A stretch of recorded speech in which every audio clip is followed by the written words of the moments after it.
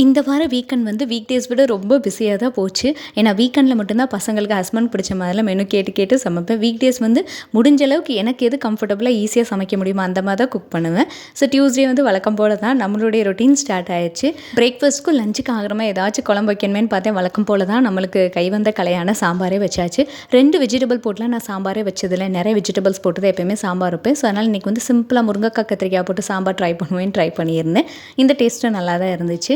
வீட்டில் பழுத்த வாழைப்பழம் நிறையா இருந்துச்சு. ஷேரிஃப்மே ரொம்ப நாளாக பேன் கேக் வேணும்னு கேட்டுட்டு இருந்தான்.